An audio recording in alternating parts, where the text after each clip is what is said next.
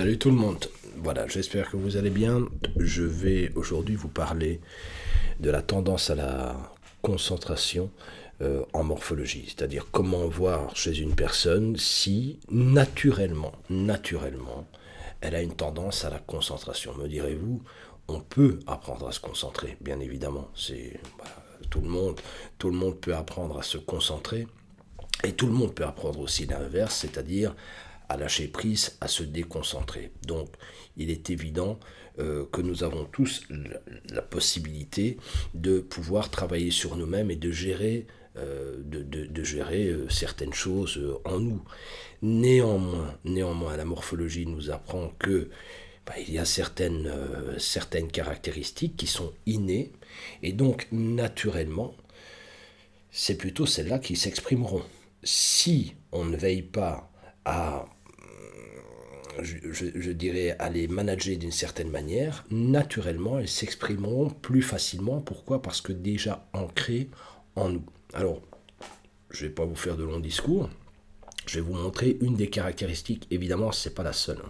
Ce n'est pas la seule du tout. Mais je vais vous montrer comment repérer chez quelqu'un une tendance à la concentration et une tendance à la déconcentration. Lorsque je parle de concentration ici, je parle de concentration générale. Je ne parle pas d'une concentration uniquement intellectuelle, parce qu'on peut très bien se concentrer, c'est-à-dire concentrer ses forces, si vous voulez, au niveau affectif, au niveau instinctif, au niveau cérébral, au niveau spirituel. Donc là, je parle d'une tendance générale. On pourrait aussi parler d'une tendance générale à l'introversion. Mais j'insiste, ce que je vais vous montrer n'est qu'un signe. Il y a plusieurs autres choses à tenir en compte, puisque la morphologie, c'est une étude qu'on appelle en cluster, si vous voulez. Donc il faut prendre vraiment plusieurs éléments en ligne de compte. Alors, je vous montre tout de suite, vous allez voir, c'est facile. Si je prends cette personne, donc vous voyez où j'ai le curseur, regardez bien. Si je prends le curseur et que je trace une ligne comme ça au-dessus des yeux, et que je fais une forme triangulaire avec la pointe vers le bas, comme ceci, donc, vous voyez, je prends en réalité les yeux, le nez, la bouche. La disposition spatiale dans le visage, vous voyez, est autrement plus petite, plus concentrée que celle-ci. Regardez, je fais la même chose. Vous voyez ? Ici, la disposition spatiale est beaucoup plus grande. Alors, je sais, pour certains, parce qu'il y a toujours les personnes qui chercheront la petite bête, et c'est tout à fait normal qu'on se pose des questions, mais vous voyez, on pourrait se poser la question de la moustache. On se dit, oui, mais enfin, la moustache, elle a peut-être une tendance à donner l'illusion du rapprochement, mais non, en réalité, c'est vraiment, vous voyez, on doit se fier à la forme géométrique. Je place le curseur juste en dessous de la lèvre inférieure, et on voit très bien en réalité que ce triangle est beaucoup plus petit alors que celui-ci est beaucoup plus grand.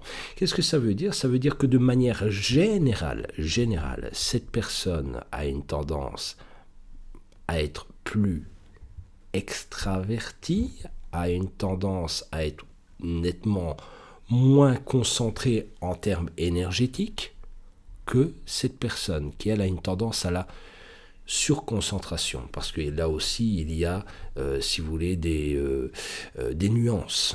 Il y a des gens qui sont très déconcentrés, des gens qui sont normaux concentrés, et puis des personnes qui sont très déconcentrées, qui sont trop concentrés, normaux concentrés et très déconcentrés. Bon, ben voilà. Et donc, énergétiquement, vous voyez, par exemple, cette caractéristique peut donner, chez lui qui est extrêmement concentré par rapport à une structure faciale qui est large et puissante, on le voit à la largeur du cou, à la largeur de la mâchoire inférieure, etc., et de la mâchoire supérieure, eh bien, c'est une tendance à donner de l'explosivité. Voilà, on est plus explosif ici. Alors, ça ne veut pas dire que cette personne, elle ne peut pas être explosive, mais c'est moins naturel.